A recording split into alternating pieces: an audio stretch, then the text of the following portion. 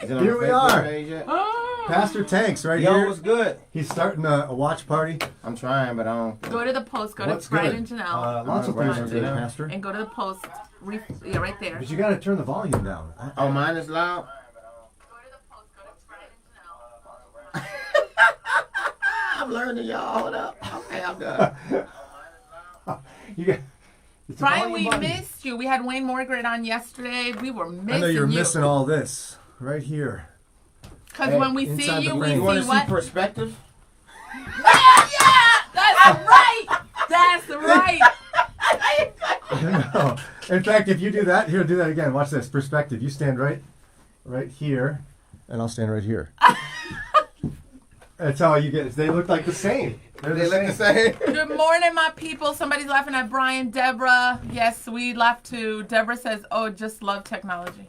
Yeah, She's Pastor laughing. Tanks is struggling with the technology. And he's supposed to be a millennial. He's good with the word, but he struggles with the phone. I definitely do. I'm an old millennial. Remember, I'm 34. Oh, well. You barely a millennial. I'm barely a millennial. That's what I said. So a lot of stuff I don't know. 34, that's it, huh?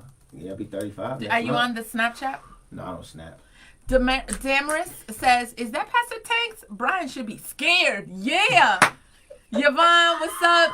Yvonne and Shaker. If he had his old crocodile on a leash thing, I'd be scared, You but should, yeah, a lot of people are scared. Dude, he got muscles. Can you do like a thing? What do they call this? arm wrestle? Yeah, can you do that? No. He said, what he put? If you can't name it, I'm not doing it. How about that? Can y'all do something so You you know- can show who's stronger? You know what? Someone did that to me when I was first dating Sarah. Was this dude looks like you in the crew we were in for? And that sounded like I got something you. else. I'm with you. It was a group of people that I'm worked with you. together in the I'm lawn with you. mowing. I'm with you. It's my crew. I'm with you. I'm with you. And they're like, Brian, you should arm wrestle that guy. And I said, listen, weak body, strong heart. Yeah. Oh my goodness. She married me, so it all worked out. Yvonne, good Yeah, morning. You like that line? You use a lot of those type of lines. All right. My Matt, face went what's up. up, Matt? What's up, Matt? All right. Well, Pastor Tanks is here. And we were talking a little bit about, I want to get to coronavirus in a minute with him, but disciple making. Do you share, I don't know if I like the word evangelism as much. Mhm.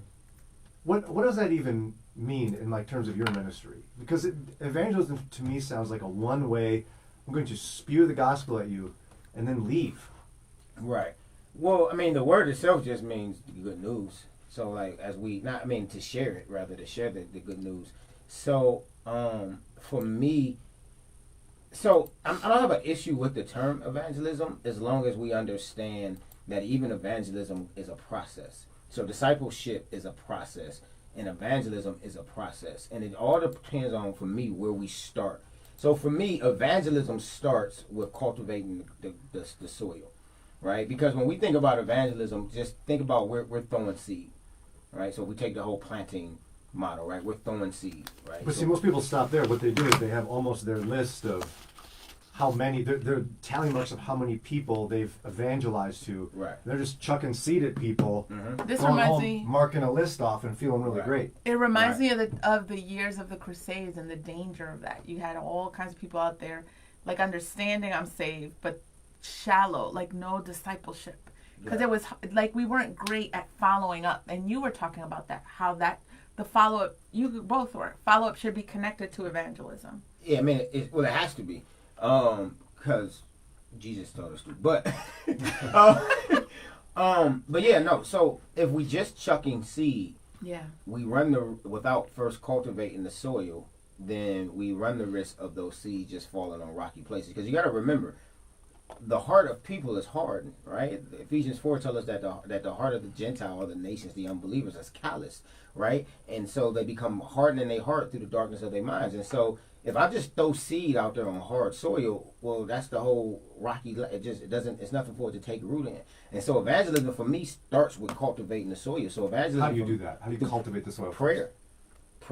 Evangelism for me starts with prayer. I'm asking the Lord to go before me, to give me eyes of where He's at, and to open up the doors for me to share my faith. Because if John 6 is true, that no one can come to the Father unless He draws them, right? That means anybody that the Lord opens up a door for me, to share my faith with means that he's already drawn and he's working there already, which means that the soil is cultivated and the soil is being prepared for me to throw those seeds. But isn't cultivation also listening, not talking? Yes, that's the second part I was going to say, right? I could preach. So one You're is... basically a pastor. You're Basically. You're learning my language. See? So you Exactly. So Wow. everything is Well is said. rooted I'm in on your prayer. team. Everything is rooted in prayer, right? But then the other phases of discipleship of evangelism is actually becoming uncomfortable and actually modeling what Jesus did. Jesus left his comfort to enter into our world, right? And so part of evangelism is that same thing. I'm praying, and then I'm also going to leave my world and enter into the world of the people in which God is calling me to. That's still evangelism. That's still evangelism because they haven't accepted Christ. So like what I'm doing right now, moving into Huff, this is part of my evangelistic process, right? I am going into a community, leaving the comfort of where I lived, to go into another community, to enter into that community's world, to make that world become a part of my world. And that's evangelism in a sense. You're cultivating the soil by saying, I love you enough to live with you. It's facts. I'm That's not what just Jesus visiting did. you. I'm not just visiting you. I'm amongst you. And then now not only am I amongst you now, because I can come move down there with my own plan, right? Now I'm coming down and now I'm listening to the experts, right? Because you got to remember, Jesus is God, fully human, fully God.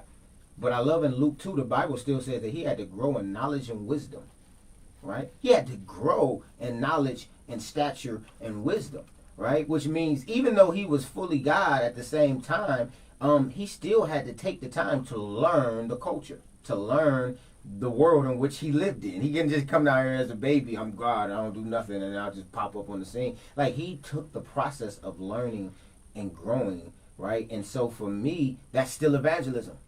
That's still part of the evangelistic process. Praying, entering into the world in which God is calling me to, listening to what the people of the community in that world is saying, and listening to them. Why? Because all of that is going to play a piece in me being effective when I finally proclaim that message. Go ahead. What's going on, Mike? What's going on, Eva? Adrian, good to see you again.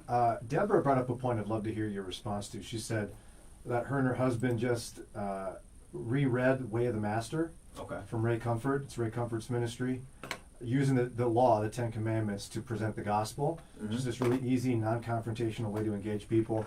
I agree with you on that. Although, here's my little thing on that, is that's one way. And I think it's a very effective way to share the truth with someone when the cultivation is properly prepared. Like, I think if we randomly walk up to people we don't know, give them the law and the gospel, and walk away, we sometimes do more damage than we do good. Sometimes it happens right away. Other times it takes this cultivation you're talking about, and then that strategy they've created to use the law to explain the gospel is very effective. Yeah, I agree. But I think it's damaging if you don't do it in the right context. Even what we're talking about is along the same lines, because what we're talking about is understanding the culture, right? And if I'm understanding the culture, then what I'm understanding about the culture is the Bible Crusades. That's not the culture we live in no more, right? The first and second great awakenings, like, we're not in that culture no more. So that may have worked, the tract giving and go about your business. And I think it created some very poor disciples of Christ today. And it's hard to equip a new generation to do something that you never yourself were equipped to do. That's another message. But it's not as effective today, you're saying, to just because I'm learning my culture. Present. Because my culture tells me that the culture of the people that we're the millennial culture of today, that is not what's going to work with them. Why? One, because they're extremely skeptical of anything. So they like, yeah, okay, I don't believe it. Two, because they desire more relational. They learn more in relational settings than they do from a you're my authority setting. Like at the end of the day, this new generation doesn't care anything about your title or anything. They learn in relationship.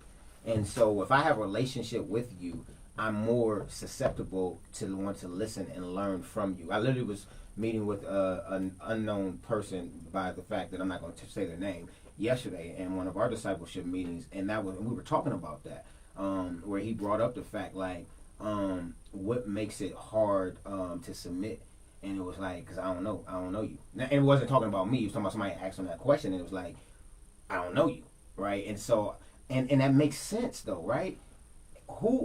That's going down a whole other lane. But I agree. It's we have to understand the culture that we live in now. And the culture that we live in now, the evangelism is going to be our evangelistic efforts is going to be more effective when we first pray, when we enter into that world and listen and learn and build relationship. Evangelism is most effective in relationship, always. And Deborah's clarifying, and she's right. Brian Ray's method is about asking questions, not preaching or telling. If people don't want to hear you, walk away, as Jesus did. That's Ray's method. Actually, I've met Ray before, spent time with him, so I'm very familiar with that. You're right. I'm not 100% there with him, though, about walk away if they reject the message immediately. And that's kind of the point I'm trying to bring up. He does ask questions using the Ten Commandments, which I think is an effective way to tell people about the gospel. But Pastor Tank's larger point is that if you walk up to a millennial you don't know and take them in a method or strategy of sharing the gospel, it's probably not going to sink in. Right. Those strategies are working less with that generation.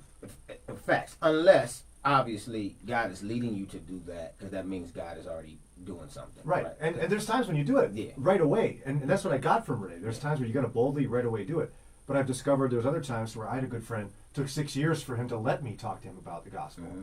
I don't think it was me failing the Lord. It was just the way it was going to be. Tanks is so awesome. People are like, can you quote him, please, so I can share it? He says, can you clip that segment that was just said about how relationships work far better than preaching? I would like to share it with Oakdale's youth workers. Oh. Did you said it's my old church, Oakdale Covenant Church, right there. You said something about relationships. Okay.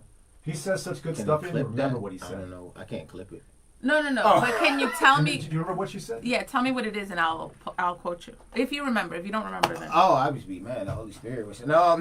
I was pretty much. I think he's talking about that. I said that relationships are just far more effective in our evangelistic efforts. That millennials in today's world learn in relationship. They learn in relationship. It's those individuals that they have relationship with that they're willing to listen to. They don't care about. It's just back in the day it was this is the authority, you listen. And millennials like, I don't give a crap about your authority, but in relationship I care about what you're saying. That's why you can be like, you listen to him, that person don't know nothing, and you be like, why are you listening to everything they say? And it's like they have a relationship with them. And that's just the way. I like how Kathy put it here, though. Did you see what she said? Kathy walk said, away or table the subject. Yeah, it's not walk away forever. Yeah. It's, okay, this isn't the right time. Table the subject. Yeah. And still love people and be in relationship with them. Is it ever, based on Jesus' modeling, is it ever the best thing to do it the way it was done in the 80s, 70s? Like, is it generational? Is it because millennials have changed? Or is it really because Jesus modeled it's through relationship? It takes time. So, all right. So, one, I think Callie asked a question. John chapter 1. She said, is there a reference for the subject? Okay. Go up a little bit more. One more. Oh, John chapter 1. I would say John chapter 1 is a lot of where I'm talking about from. Starting right around verses 35 through the rest of the chapter. So one thing we have to always understand whenever we have these conversations, and I got to be cautious of this, and I probably should have prerequisite this in the beginning, is we have to understand when we're reading the Gospels, there's prescriptive and descriptive language in the Bible. It's interesting when you read the Gospels, you see Jesus do things a ton of different ways. Yeah. And he's not prescribing one way. Okay. He's describing how he's doing something and giving us multiple ways that we can do things. And so we see that in relationship, Jesus did a lot of things. Right? We also see Jesus walking around just telling people to repent and believe. Yeah, that is true. Right. So you also see talking to the masses. Mm-hmm, and right. talking to the masses. And you see rebuking religious people. That's people. True. So you see Jesus do. But what I'm talking about, though, in the disciple-making process, the reason we're talking about evangelism first is because it starts the disciple-making process. Mm-hmm. But the point of the disciple-making process is how do we create deep-seated believers who can go and do the same thing. And so when we see where Jesus was most effective in the individuals who turned the world upside down. Yeah. It was in the relationships. That Yeah. like he spent time with them. He evangelized them and made them disciples and spent time with them. And those 11 individuals went on to turn the whole world upside down with the gospel. And they then did the same thing, right? That makes sense. Deborah and Matt are interacting in a good way here, and I want to be clear about way the master. If you could scroll up a little bit, Janelle, just that. Just about. Matt said, "I've actually used the way of the master in the Huff area. Way of the master is what we were talking about before from Ray Comfort, and it was both received and rejected by young men due to the state of people's hearts." He said, "What definitely took more relation building, which we did invite them to church, and then Deborah talked about." In response to that, how every situation is different. Maybe you don't have time to cultivate, and it never hurts to start the conversation. You're absolutely right, which is why I want to be clear that I'm not saying the way the master technique is bad. I think it's good. I just tend to be situational. It's more the idea that time is short. People are going to go to hell. Your job is encounter someone on the street, give them the law and the gospel through a specific questioning strategy, and if they reject the gospel, you just move on to the next person. And there's time when that type of evangelism is effective. Well, so I just don't like making that the only way I share. I think that's a strategy I can employ. So, but to Deborah's comment, I want to be clear about me too. Go up one more, a little bit. So, go up a little bit more. Deborah, I think she said sometimes you don't have time to cultivate. And I want to be clear. Down here. That's true. I want to be clear. Well, I think you always have time to cultivate because remember what I began with. Cultivation starts with prayer. We always have time to cultivate because before we ever go anywhere, we should be praying.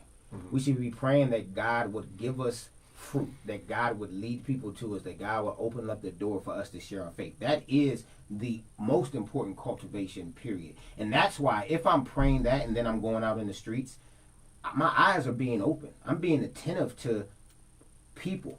And I'm like, oh, God. And now I may come across that person where God is like, speak it. Right? And you got to remember, I'm not saying that just going out sharing the gospel is ineffective. It's all part of the process, right? And it's one of the many ways God may call you to do it. Seed throwing is seed throwing, right? At the end of the day, we're seed throwing, and you're gonna reap. You're gonna reap according to how you sow. So if you throw a lot of seeds, you're more than likely going to see a more increase of people coming to the Lord because the more seeds you throw, the more the percentage of people to receive it is. Yeah. So I'm not saying don't go out there and share the gospel with people. What we're talking about is the effective process of disciple making. This is where we have to understand what I'm speaking about. We're talking about, and we just haven't got to the rest of it, but we're talking about the effective process of disciple making starts with an invitation to the lost to follow Jesus. In evangelism, we have to start thinking that evangelism is not just going and speaking the gospel to people, giving them a tract and going about our business. Evangelism starts with cultivating. Evangelism is relational. But at the end of the day, we have to spread the seed. The message has to go forth. And so we can't ever get so cultivated mindset that we never actually speak. At some point, you gotta a great point. You gotta actually open up your mouth and share the gospel. But if we're talking about the most effective to where the seed is going to land on soil that is going to produce 10, 20, 30, 40, 50, 60, 70, 100, then it's going to be more effective if we walk with that person alone as well, if that makes sense. And Deborah's making some great points. Cheering for you. Sorry. Deborah's agreeing, yes, Pastor, that is first. Yes, that is cultivation. Matt is circling back around to the Huff area and saying that that's right. I had to focus on the young man who is listening and receiving and trying not to allow the one in opposition to distract and pull away from that. Oh, I love that point.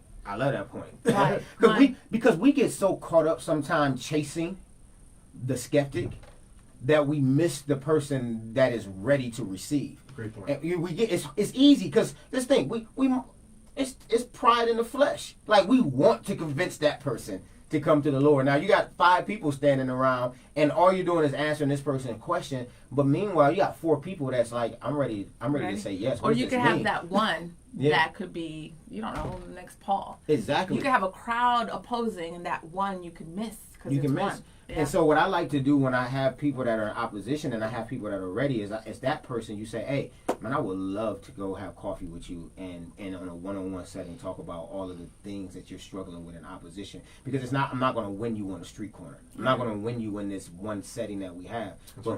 That's when we take the skeptic and turn them into a seeker. And you say, listen, if you're really somebody who wants answers, because I'm not interested in a person that just want to throw out a bunch of objections anyway. Yeah.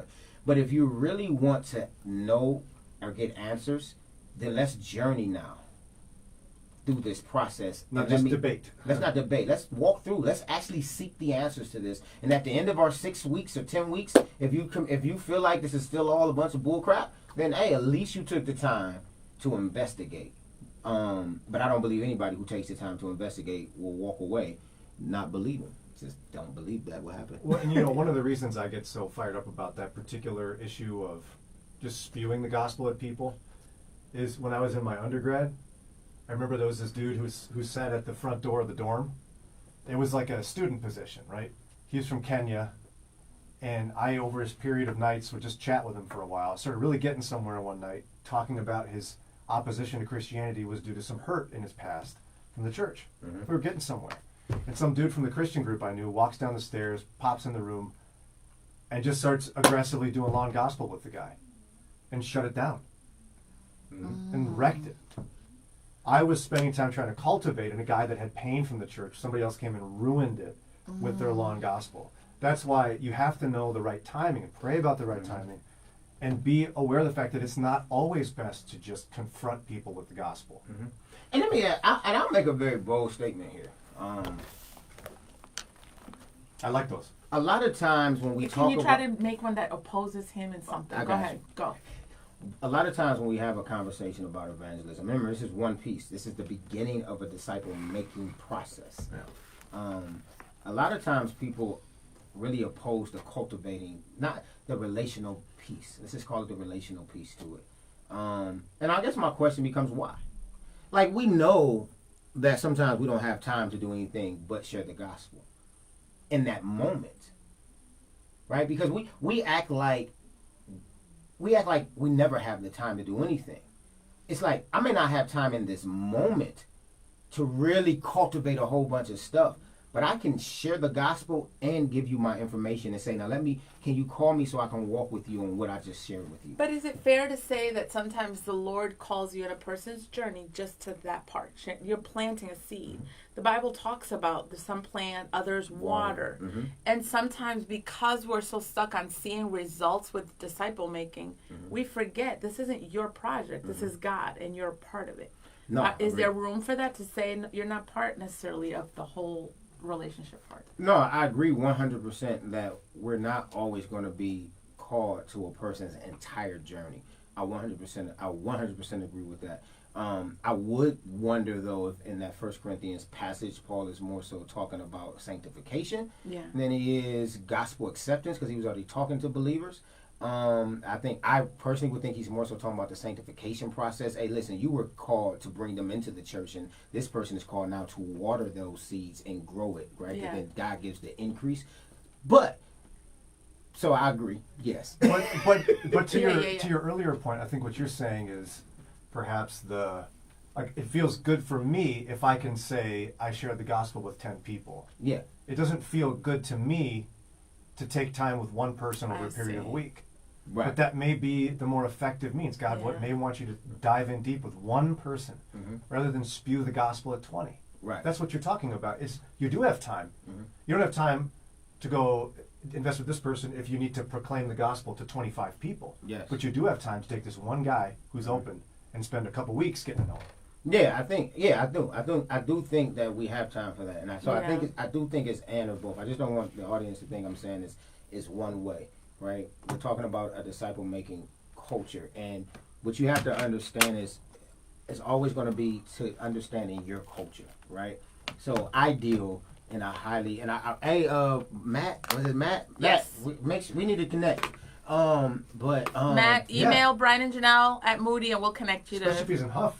Yeah, or if just because he's done work there before, he's cultivated some soil there. Yeah. So I want to talk to him about what he's been doing, right? So, in my context, I'm dealing with a lot more skepticism, Yeah. and I'm not gonna say that anywhere else. I think of skepticism is everywhere.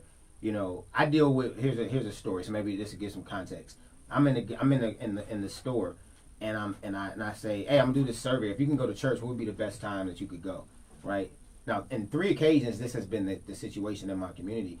It goes into an entire, let me tell you about the church and the lies that the church's been telling. And now I'm in the stores for the next 45 minutes. Wow. Now I could be like, all right, this person's heart's not ready, right? That's people misuse that. If they don't receive it, dust your feet off. Like people will use anything not to walk with people. Yeah. That's my personal opinion. Oh. People will pull any out of context scripture to not walk with people. Because it's uncomfortable. It's uncomfortable. Or maybe you don't know the answer and you don't like being challenged. Me, because my degree is in apologetics, I like those type of answers because people actually have those type of questions. Yeah. So I spend the next 45 minutes walking with this person just to get at the end of the conversation. Now this is 45 minutes. It's 10 o'clock at night. I need to be home, right? Just at the end of the conversation to get I need to sit with you and learn some more. That's it. Wasn't a yes to Jesus at the end of it. All it was an invitation now. John 1:38. It was just an invitation to come and see. Come and see and let's investigate. And that is most of my encounters, right? Listen, trust me, I'll be praying like, man, God, can I just be like, boom, hit the gospel and like, boom, 30 people be like, just fall out. Like, I'll be like, Lord, can it happen? Yeah. Can it happen? Yeah. Only time it's ever happened to me like that was at a funeral. And the sad part about that is a lot of those confessions or conversions weren't authentic. Yeah. Right? And nobody followed. And I know I surely didn't follow it with. So I followed with 3 of them, but I didn't follow with the other 20 that came up to the altar, right? And so what happens to those individuals? Now they just go back living their life, right? Nobody's walking with them. Yeah. But the point is, those are my typical type of encounters, right? And so those encounters push me to go into a place where I have to be cultivating the soil because the heart is hard. And if we actually really pay attention to even what Jesus did with his 12, right? He had to cultivate their hard hearts as well. Remember Luke chapter 5, when he's calling Peter, they like, bro, we already did this. We already been putting our nets out there. We not, bro. But they listen, right? And through that, he showed them a better way. And at the end of that, Peter falls and realizes, listen, I'm not worthy, right? But there was some hardness of, I know I got the answer. I know what's right. Right? And then moving on, Peter didn't make a solid profession until later. Who people say I am, right? Yeah. Well, they say you're this. Okay, but what do you say? Who do you say that I am? Right? And that we read the gospel accounts like chapter 5, chapter 6, chapter 7. Like, no, there's months and then sometimes years in between these chapters that we're reading about that Jesus was cultivating this relationship. He spent years with those guys, and they still ditched him. Yeah, they still bounced him. Most people did. Paul had the same problem. Paul spent years with people, and in 2 Timothy 4, he said, listen, they all deserted me. They all deserted me, right? And he said, but don't hold it against them, right? So my point is, I'm talking about what I believe to be a more effective approach to produce depth into the conversion of the people that we're dealing with. Yes, we can go out there and just share the gospel. I'm not telling you not to do that. I'm not saying you won't see fruit. I'm not saying that people won't get saved that way. We know that happened in the Bible. But I'm talking about that's one way. And the problem is that's the way that most people want to do because they do not want to take the time to journey with a person. That's my bold statement. But it's glamorous. Yeah. It's sexy. It's like I went out and 10 people got saved today. Yeah. But that's not what we're called to. It's not about you. It's not about me. Right. It's about following God's calling to cultivate faith in somebody. It might take a 45-minute conversation. It might take that. At a store. It may take that. And that's not glamorous. It's not exciting. Right. And so that's my bold statement, is that we rather just do I'm just speaking the gospel, and God's going to do what he's got to do, and that's perfect. God will do that. But then what do you do with the many of people that I run into who are on the other side? They were the people that didn't receive it when you did that, and you didn't tell them you didn't have time for them, that their hearts wasn't ready, right? I agree that their hearts weren't ready. So how do we get their hearts ready? We can't just say that their hearts wasn't ready, walk away. Like, no, a lot of people's hearts wasn't ready, and Jesus took the time to teach them. Right now, at the end of the day, once I've given, and you still okay, now you just not ready. But most of the millennials that we deal with, it's a misunderstanding of what it means to follow Jesus. How many people I talk to, and they like the stuff that they say about Jesus, I'm like, I wouldn't follow Jesus either if that's what I understood about him. And it's like, well, listen, I gotta now peel back all the layers of Big Mama, right, where there wasn't any solid teaching happening, and I gotta now talk about what it actually means to accept the gospel of Jesus Christ, and that takes time, but it's effectiveness in that because it moves that person to when that person moves to conversion. When Andrew came out of in the 10th hour with Jesus. When Andrew came out of that, I wish I had a Bible to read. You got mine. When Awesome Bible. Please I've read got it one over carefully. here. Hold on, real quick. Got my That's Bible the too. Tony Evans Bible. Just because I don't want nobody to be like I was just on here talking. Let me give you what I'm talking about. I got my Bible. Let me give you what I'm talking about. I brought my homework. 1 John, verse 29. John 1, verse 29. Right? Let's not go there. Let's start at verse 35. John 1:35. The next day, John was standing with two of his disciples. This is important. When he saw Jesus passing, he said, "Look, the Lamb of God." Now, this is the second time he's told his disciples that Jesus is the Lamb of God. He told them first in verse 29, right? The two disciples heard him say this, and they started following Jesus. Right? Now, you'll think they're following Jesus, meaning they accepted Jesus. Right? Verse 38, when Jesus turned and noticed them following him, he asked them, "What are you looking for?" So Jesus turns around like, "What's up? Why are you following me?" Right? He asked the same question in John chapter 6 when the crowds wanted to eat again. Yeah. Right? He always asks, "Why are you following me?" Yeah. Right? They said to him, "Rabbi," which means teacher, "where are you staying?" And what did Jesus say? He said, "Come and you'll see." He replied. So they went and saw where he was staying, and they stayed with him that day. It was about 4 p.m. Andrew, Simon Peter's brother, was one of the two who heard John and followed Jesus.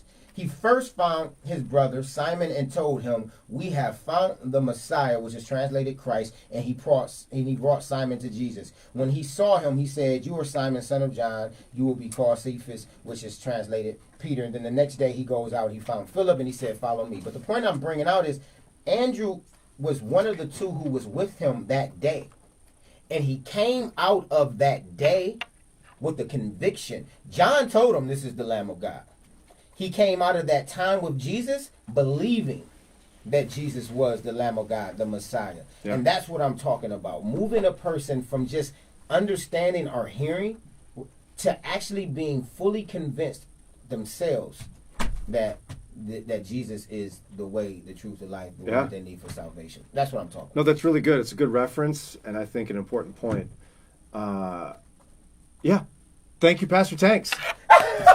Tell them about Reach City Church. For all those that I didn't scare away, no, I was just playing. You didn't scare anybody. I know. We're planting our church down in the Huff neighborhood. The official launch date is March 3rd.